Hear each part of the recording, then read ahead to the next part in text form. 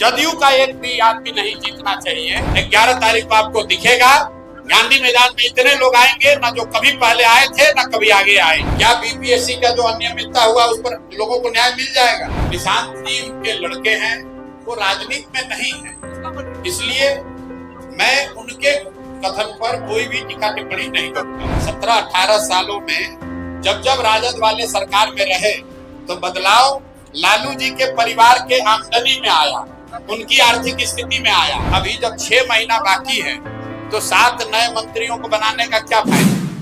बिहार विधानसभा 2025 में होने वाले हैं, उससे पहले सारे पार्टी जुट चुके हैं अपने तैयारी में। इसी बीच प्रशांत किशोर का बड़ा बयान आया है, सीएम नीतीश कुमार से लेकर आरजेडी तक और जेडीयू तक। किस कदर प्रशांत किशोर बोल रहे हैं, जो जन सुराज के संस्थापक है और बीपीएससी अभ्यर्थियों को न्याय के बारे में भी बोल रहे हैं। और जिस तरीका से कहा जा रहा है कि बिहार में 2025 में जेडीयू को जनता एक भी सीट ना दे, क्योंकि अगर उनके 10-5 विधायक हो जा रहे हैं तो आरजेडी और फूल के साथ जाकर अपना गुल खिला रहे हैं। तमाम मुद्दे पर बोले हैं।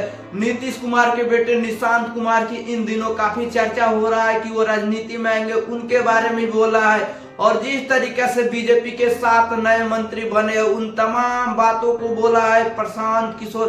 सुनिए इस सीधे प्रशांत किशोर के जुबानी क्या बोल रहे हैं बिहार पॉलिटिक्स के बारे में। कर रहे हैं बिहार में नई व्यवस्था का, लेकिन उसके साथ साथ ये भी कह रहे हैं कि किसी भी हालत में जदयू का एक भी आदमी नहीं जीतना चाहिए, क्योंकि बिहार में एक परिपाटी नीतीश कुमार ने बना दी है कि वोट जनता किसी को भी दे। जदयू का अगर 5-10 विधायक भी जीत जाएगा तो कहीं ना कहीं गठजोड़ बनाकर फिर सत्ता में घुसने का कोशिश करेगा। इसलिए मैंने अपील की है कि जदयू का तो खाता ही नहीं खुलना चाहिए, ताकि न वो लालटेन के साथ जल सके न कमल के फूल पर बैठकर तैर सके।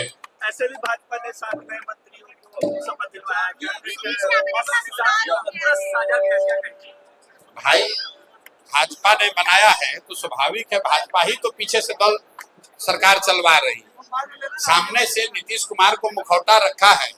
मैंने तो पहले कहा कि नीतीश कुमार शारीरिक रूप से फिजिकली टायर्ड और मेंटली रिटायर्ड हो गए, फिर भी भाजपा उनको कुर्सी पर बैठाई है तो पीछे से उसके बदले में पूरा अपना सरकार में भागीदारी ले रही है। आप बताइए कि अभी जब 6 महीना बाकी है तो 7 नए मंत्रियों को बनाने का क्या फायदा, क्या मतलब है? उसका 2 ही मतलब है कि कुछ संसाधन लूट का काम और बढ़ाया जाए और जनता को जाते जाते जितना लूट सकते हैं लूट लें, और इस कुछ जातियों को संदेश भेजें कि भाई तुम्हारे जाति के एक नेता को मंत्री बना दिए। भाई आप किसी जाति के मंत्री हैं, क्या आप कह सकते हैं कि बिहार में भूमि सर्वे में जो लूट मचा हुआ है रोक दीजिएगा? भाजपा के जो अध्यक्ष हैं यही तो अभी राजस्व मंत्री थे। क्या भूमि सर्वे में लूट नहीं हो रहा है? क्या कोई मंत्री ये कह सकता है कि बिहार में स्मार्ट मीटर के नाम पर जो धांधली बदमाशी हो रही है रुक जाएगा? क्या बिहार से भ्रष्टाचार रुक जाएगा? क्या बीपीएससी का जो अनियमितता हुआ उस पर लोगों को न्याय मिल जाएगा? क्या पेपर लीक नहीं होगा, ऐसा दावा कर सकते हैं? तो मंत्री कोई बने उससे क्या फायदा? चलाएगा तो अफसर ही। निशांत कुमार ने आपको जवाब दिया है और साफ-साफ कहा है कि मेरे पिताजी बिल्कुल फिट एंड फाइन है प्रशांत। नहीं तो हमको क्या जवाब देना उसमें? आप लगातार अरे हम तो सीधा अभी फिर दोहरा देते हैं कि नीतीश कुमार मानसिक तौर पर और शारीरिक तौर पर मुख्यमंत्री बने रहने के लिए स्वस्थ नहीं है। अगर स्वस्थ हैं तो और कुछ नहीं, कैमरे पर आकर बिना कागज देखे अपने मंत्री परिषद के साथियों का नाम और उनका विभाग बता दें। मैं अभी से पूरा अभियान वापस लेकर नीतीश कुमार के समर्थन में उनके लड़के की तरह हम भी खड़े हो जाएंगे। 25 में हमारी सरकार आएगी और हम बदलाव करेंगे। भाई 25 में सरकार आएगी और बदलाव करेंगे तो पहले 15 साल तो वही थे, 2015 से लेके 2017 तक वही मुख्यमंत्री थे, और अभी अपने चचा के मदद से फिर उप मुख्यमंत्री बने थे। तो बदलाव तो लाए, लेकिन बदलाव अपने आर्थिक स्थिति में आया। इन 17-18 सालों में जब जब राजद वाले सरकार में रहे तो बदलाव लालू जी के परिवार के आमदनी में आया, उनकी आर्थिक स्थिति में आया, उनसे जुड़े हुए जो ठेकेदार हैं, बदमाश हैं, उनकी जिंदगी सुधरी, बिहार में कोई बदलाव नहीं आया। तो अब बिहार की जनता जान चुकी है और वापस जंगल राज के नेताओं को और उसके पुरोधा की ओर जनता देखने का तो कोई सवाल ही नहीं। भाई ऐसा है, आसान तो कुछ भी नहीं है, आसान तो इतने कार्यकर्ताओं को जुटाना भी नहीं है।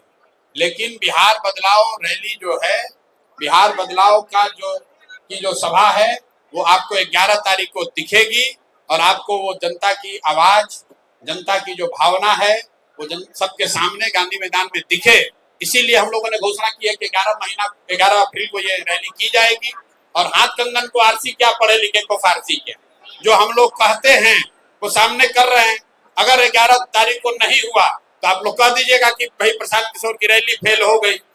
लेकिन 11 तारीख को आपको दिखेगा, गांधी मैदान में इतने लोग आएंगे ना जो कभी पहले आए थे ना कभी आगे आएंगे। आप देखिए क्या भैया रिकॉर्ड टूटेगा।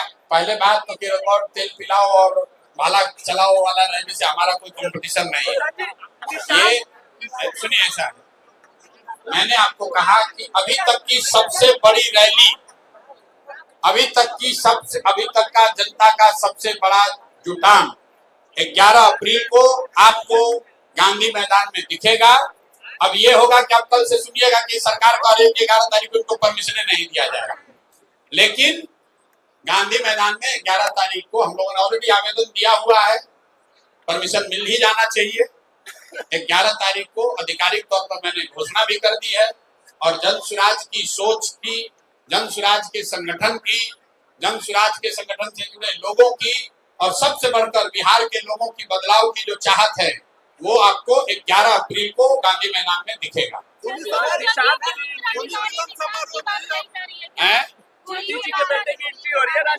भाई देखिए, मैंने पहले भी कहा है, जो व्यक्ति राजनीति में नहीं है, मैं स्वभावतः ऐसे व्यक्ति पर या उनके टिप्पणी पर कोई टीका टिप्पणी नहीं करना चाहता हूँ। निशांत जी उनके लड़के हैं, वो राजनीति में नहीं है, इसलिए मैं उनके कथन पर कोई भी टीका टिप्पणी नहीं